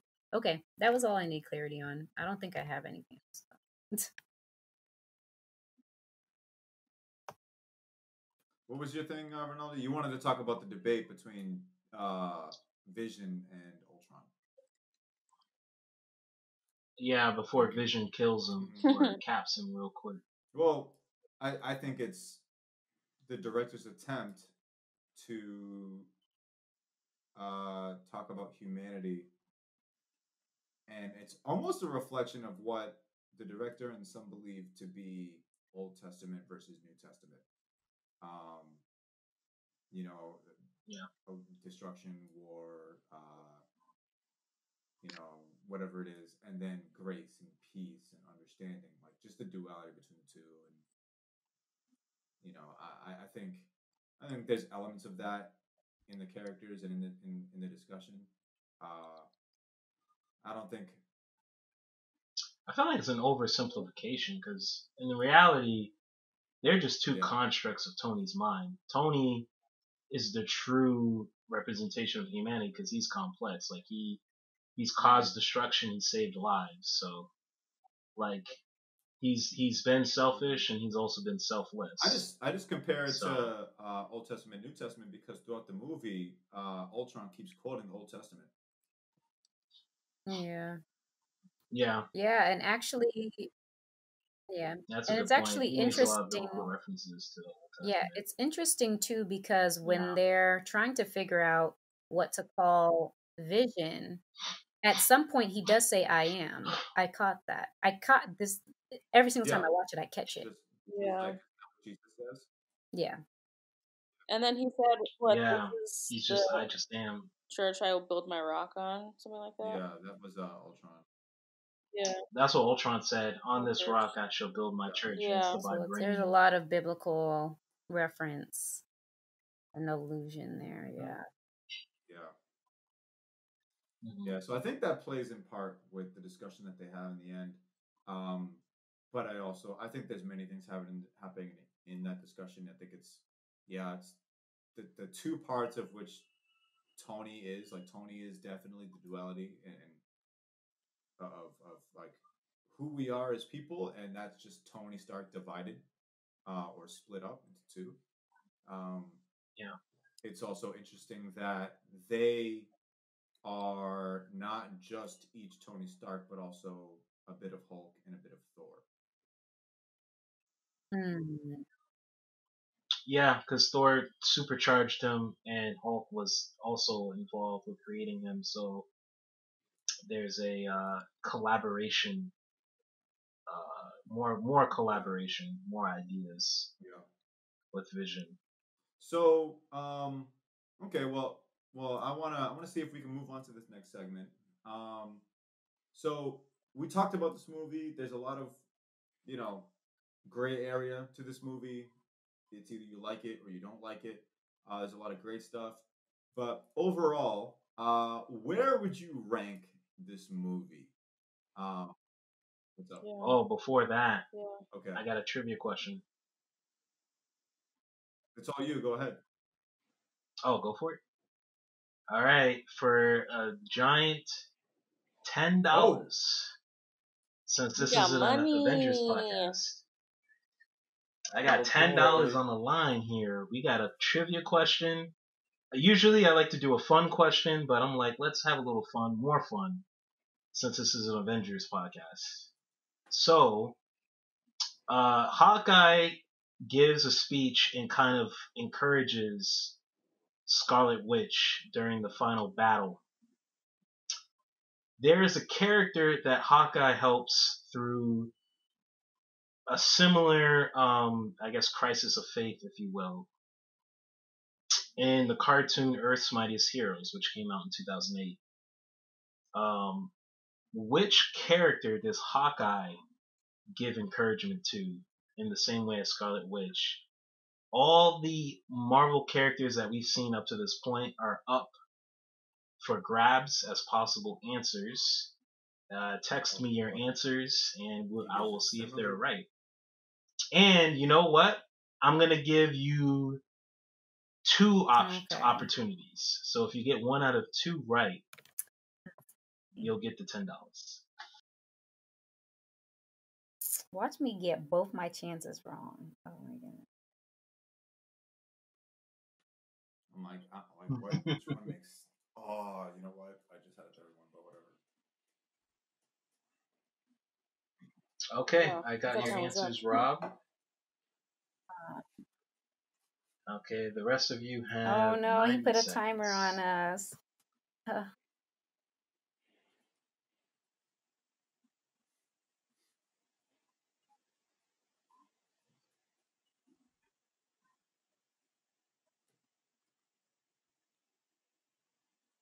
That's stressful. If everybody's wrong, Okay, no all right. tiebreakers this time. You get to keep the This will be money. good. Yeah, We need some intensity music. keep the money. All right, Fergie, you Oh got no, some Fergie. music. I can't. And Some what? Some intense music. it's like music, yeah. To get, That's fine. I'm probably gonna have to add it in afterward. Okay, I'm just gonna go with my first gut. I All right, sent Elise, it. you They're got both 30 wrong. seconds. I know it, but it's okay. Watch at least get it right. All right. Okay, so let's go with Rob first. So Rob, he said. Actually, let me ask this real quick.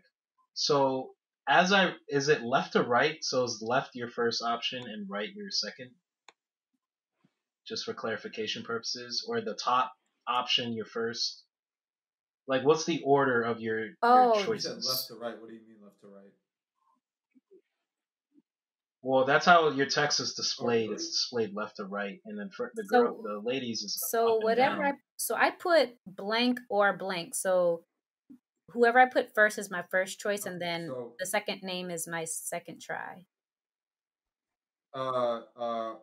so Okay, is that how we can do it? yeah. So Rinaldi, if mine's is showing like first name, then the second person's name, like back to back like that, is that how it's showing?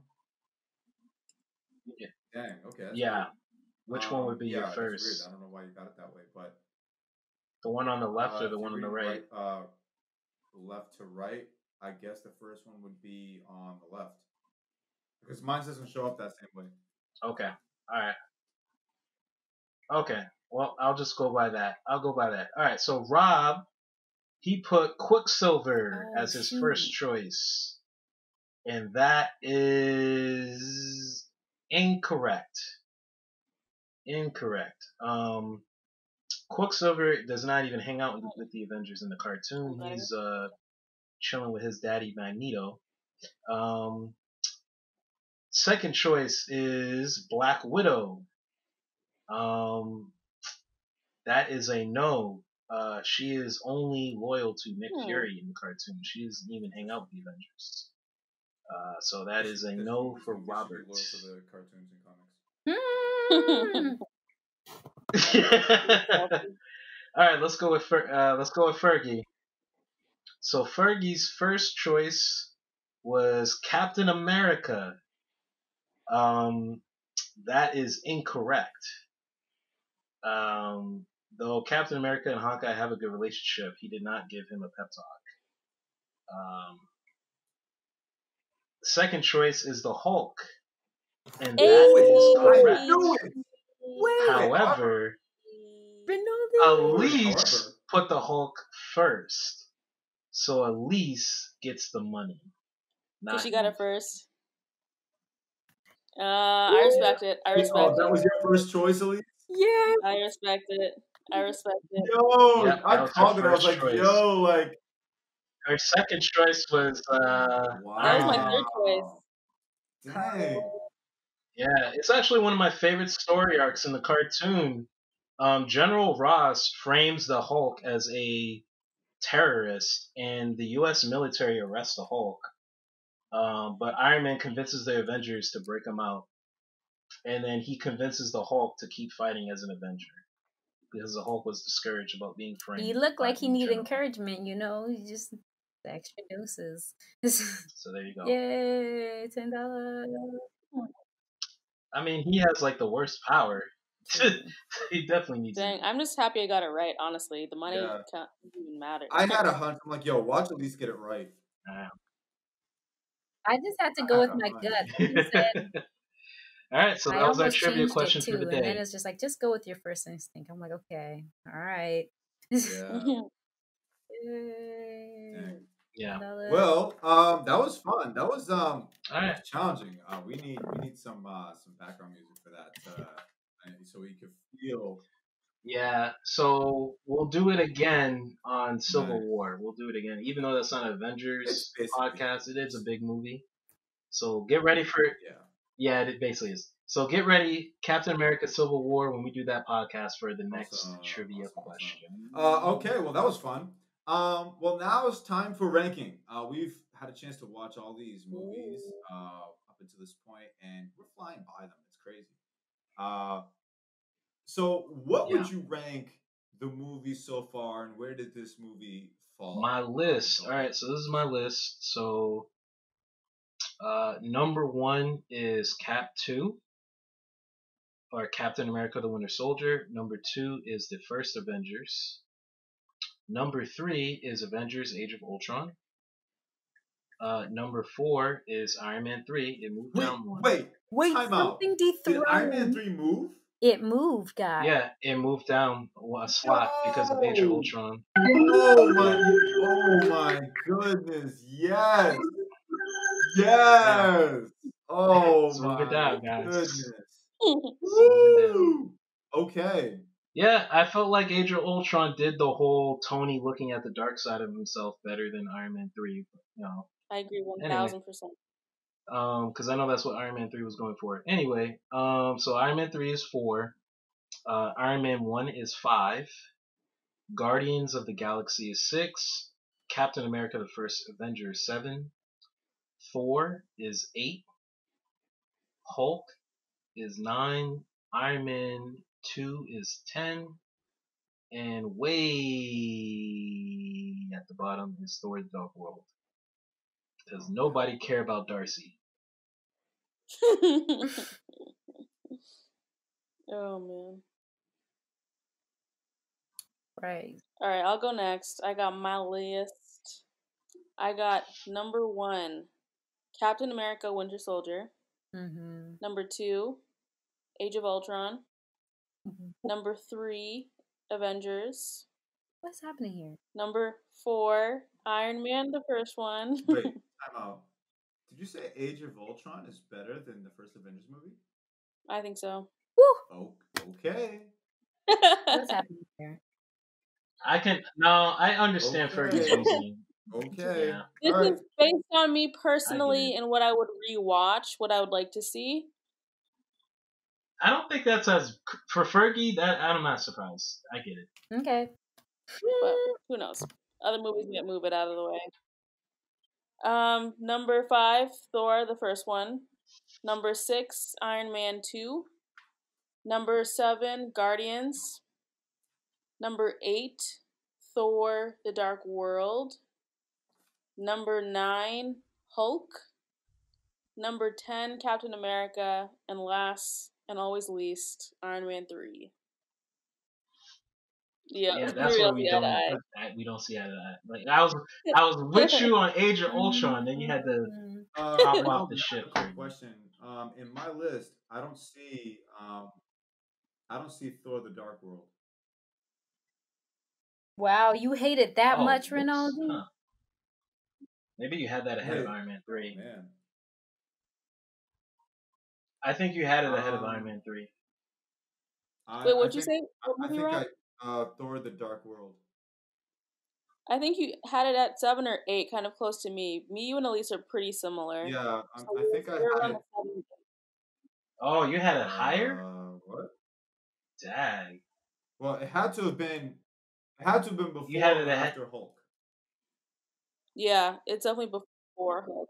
Maybe it was before Hulk. Yeah, it was Before before Hulk? Hulk. Yeah, I remember. Okay. Because Because we I'm had a like, big that fight movie about is at that. least better than Hulk. Thor 2. Okay. No. I mean, not even close. it's not a bad movie. Hulk, you can't even watch it. But Thor is like so mediocre. Well, the second half of the movie. The first half of Okay. Hulk, you could see it.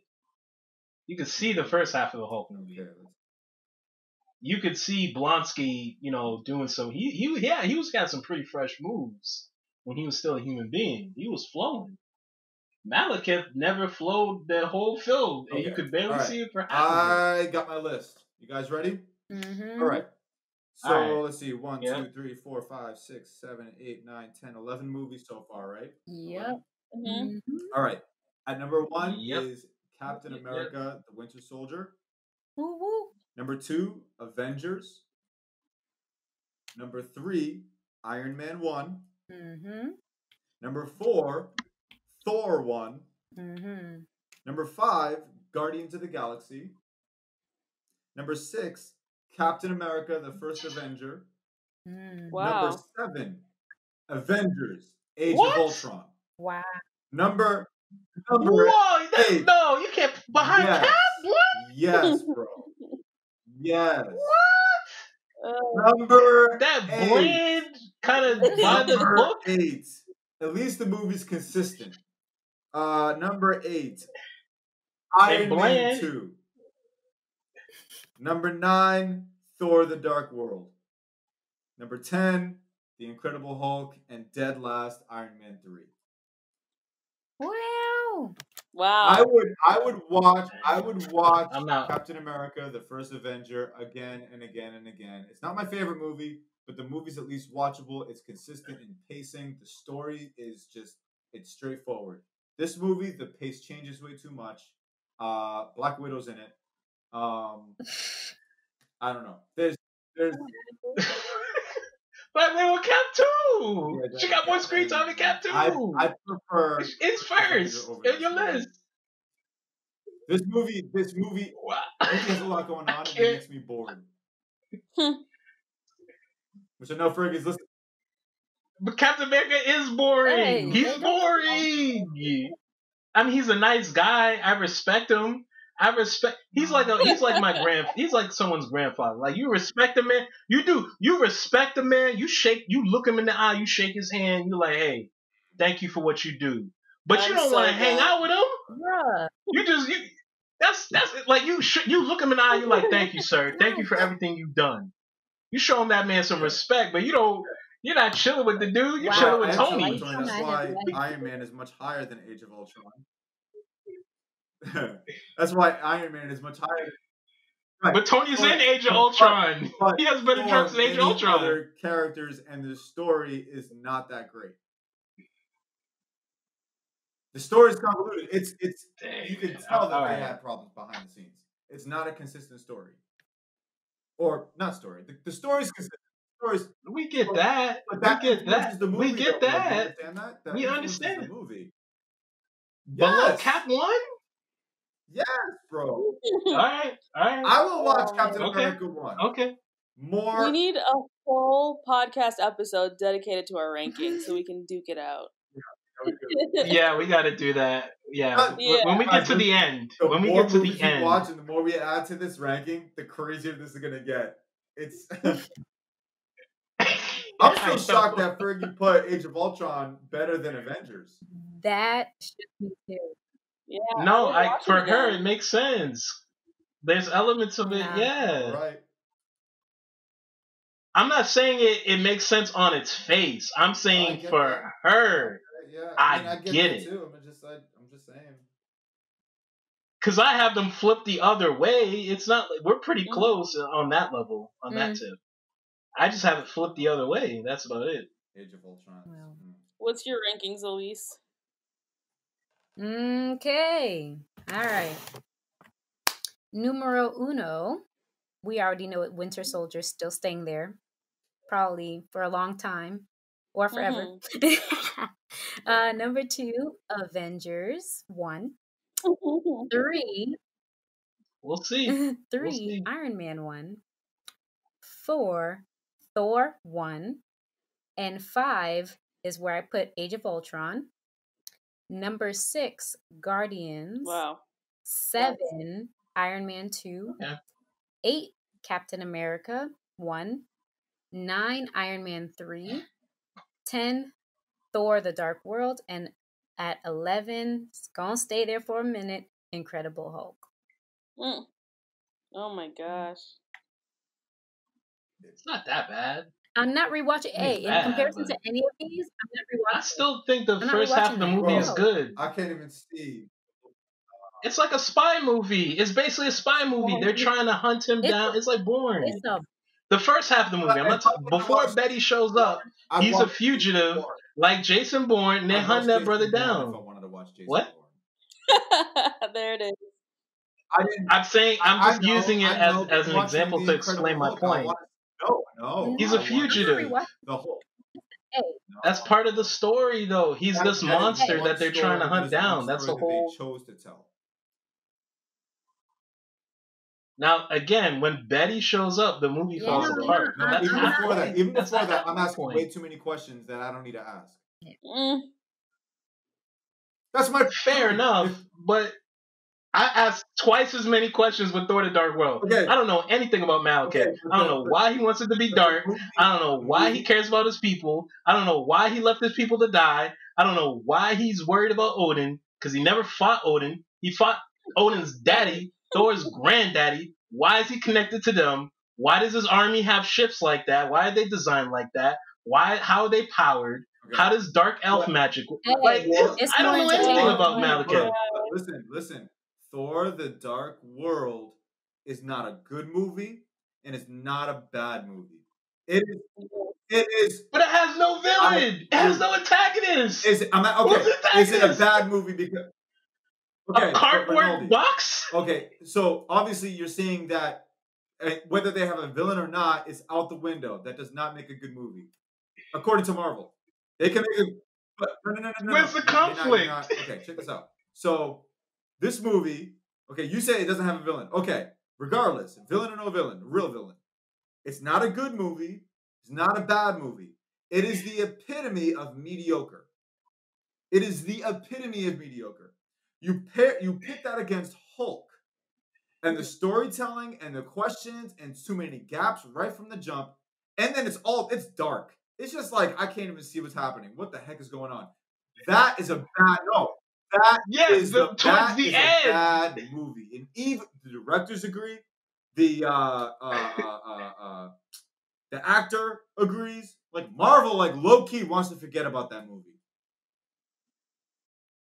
It's a I get movie. That.